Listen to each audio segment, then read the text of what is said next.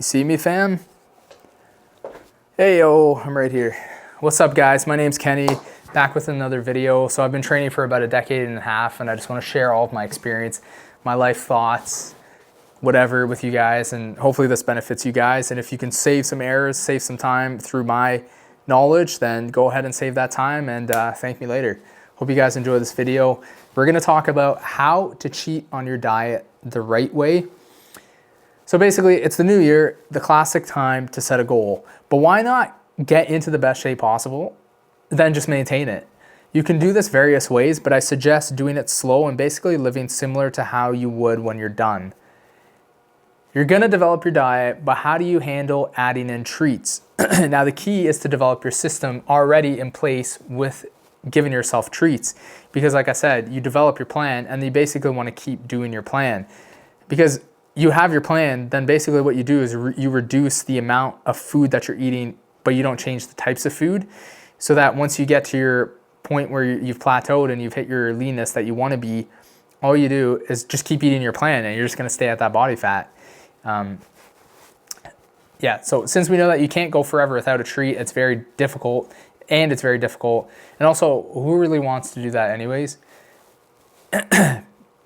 First things first, cheat meal versus cheat day. First off, cheat day is a horrible idea. You dig yourself into a hole that you got to spend multiple days digging yourself out of. It's not worth it. You can undo so much progress from the prior week. You're basically scrapping days of progress.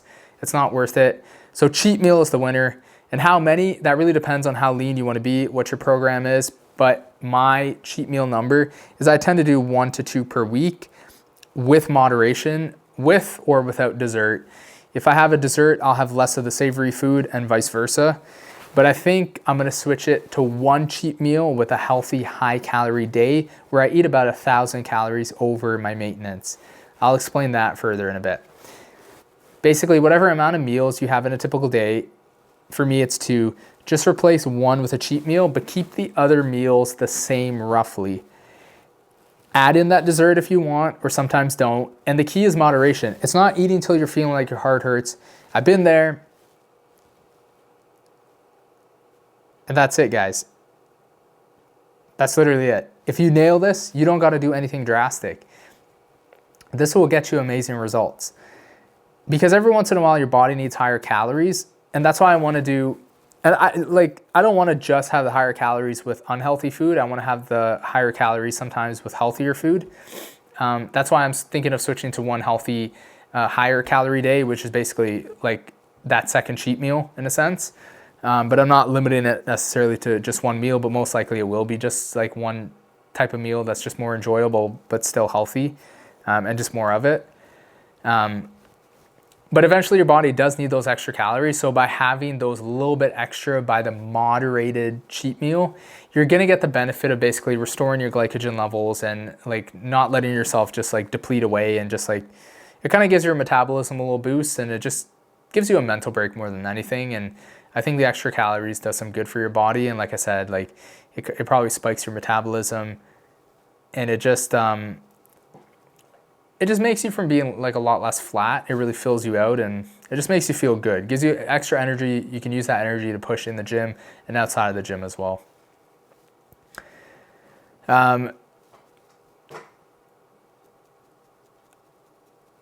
Ideally, you have a meal plan, guys. I have a meal plan. I'm nailing it about 80% of the time and 20% not. This for me is Monday to Friday, and then the cheat meal on the Saturday and the higher calorie day on like say the Sunday. On the weekends though, I tend to eat different foods to get in some diversity so I'm not like nutrient deficient. Some weeks you may even cheat during the week. The goal is not to binge. Whether you move your weekend cheat meal to the week, or you just ended up having 1 more that week than you normally do, then so what? Like, it's not the end of the world. Days like that are gonna happen. Just like you're not gonna eat as little as you want on those cheat meals. Sometimes you're gonna have a little bit more, especially if it's like a celebration, but like, that's fine, it's life, that's gonna happen. The goal is just not to binge. So let's say, what if you have your meals for the day, but then you decide to go out for a walk with a friend, right? And you end up at Tim's and you grab a donut, or you end up taking your shorty for a bubble tea. Or you end up, I don't know, going to the mall and you decide to have like a smoothie or like a chocolate covered pretzel, whatever, like, or you split it with somebody. Like, was that 200 to 500 calories extra ever really going to hurt you?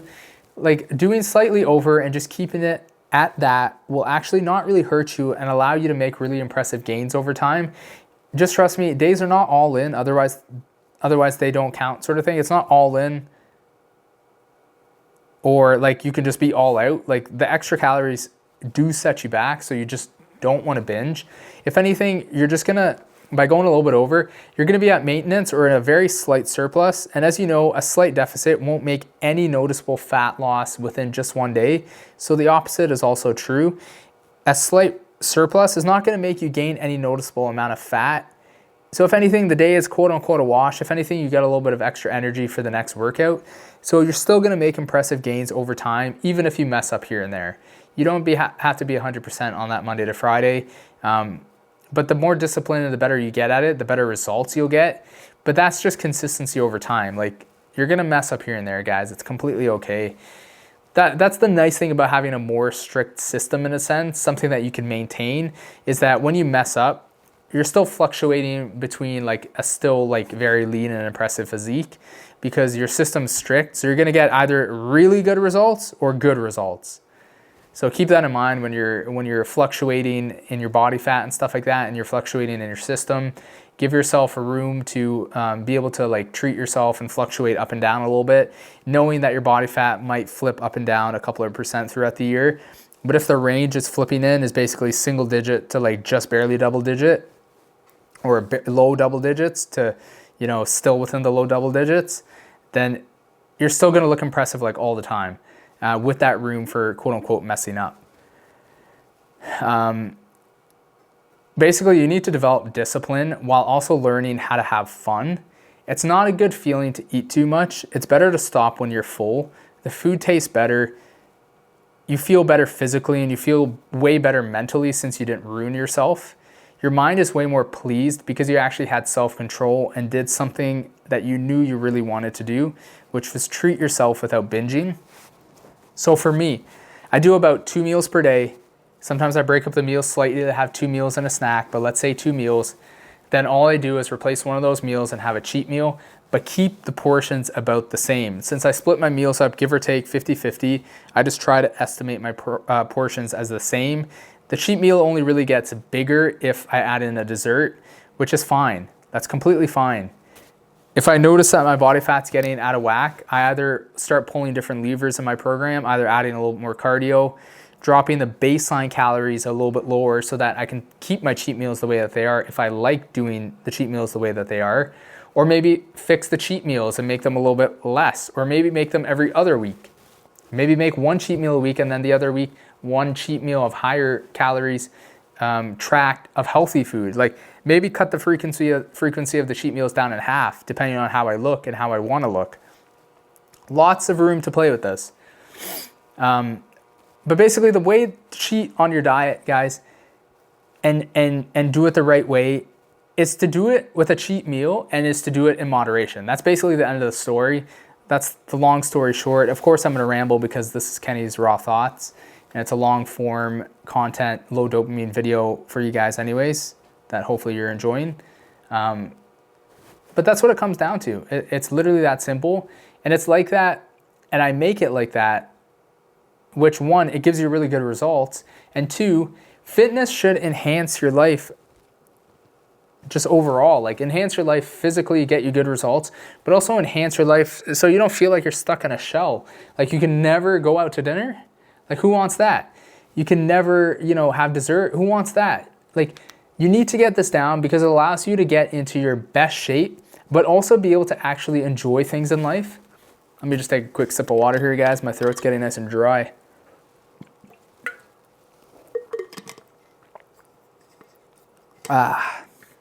So indulging isn't really enjoying. Moderation is enjoyment. I don't know why it's like this. I seriously don't know why. And honestly, I mean, I kind of know why, but like, maybe the better way to say it is, I wish it wasn't like this, but we all know that when we treat ourselves and stay in control, we feel so much better afterwards in more ways than just one. Physical, mental, you can list off the reasons. There's plenty of them. You don't want to lose your leanness, guys. You work so hard for it, and you're working for it now if you don't have it. So why throw it away? And with that said, working towards it, you may be working towards it, and then you may decide to push yourself to like a new level. So you're constantly working towards improving it. So why throw away all those levels and all that hard work and being able to bring yourself down to new lower levels of body fat, maintain, dip yourself lower to a new level of low body fat, maintain. Why throw all that discipline away? And I'm talking about living at a functional lean. So you want to get down to the low end of your body fat range to where you feel good, and not below that to where you start feeling negative effects of being too lean. And that is different for everybody. So you got to decide that for yourself, how you feel and how you actually want to look as well. You don't need to eat a ton. So this is a huge epiphany moment for me here, guys. So you don't need to eat a ton of food to enjoy family time. So what if you go out with friends and have a salad? You don't have to have more. You're not going to have more fun if you're sitting there eating pizza. It's about the time that you spend with those people, not that you have to eat junk food with them. So make the mental change. Like, I don't have to sit there at a family dinner and eat more food to have said that I would have had a better time at that family dinner. I don't have to have pigged out. I don't have to have eaten junk food with you to make it that we spent quality time together. It's about the memories and the time that you spend with people. So go out to dinner with them, yes, but it doesn't mean you need to blow your diet. Like, you guys don't share a stomach. You don't like create experiences with junk food. You create experiences with each other. Yes, junk food is nice to have, and certain things, certain meals can create memories, but like, you kind of get the idea. You just have to make the mental change and realize that, like, you need to not make excuses. You need to make fitness work for you and enhance your life and figure out a system to make it work for you. And if you're strict most of the time, eating foods that you enjoy, and then you have cheat meals that are moderate, then you can enjoy these experiences of going out to dinner, having different kinds of foods, experiencing different restaurants, creating different memories, while also staying in shape, because you understand moderation. And you understand moderation also that outside of this cheat meal, you're otherwise pretty much back to a regimented routine. All right? When you go way off script, guys, for the couple of times a year, like I'm talking for birthdays, anniversaries, and you end up binging, then you know what? Even those handful of times in the year won't be so bad. Like, I went off script for Christmas and New Year's, big deal. Next year, I won't do as much as I did, even though this actually was the best year that I've ever had in terms of like controlling myself in this aspect, which I'm very proud of. But I want to do even better next year.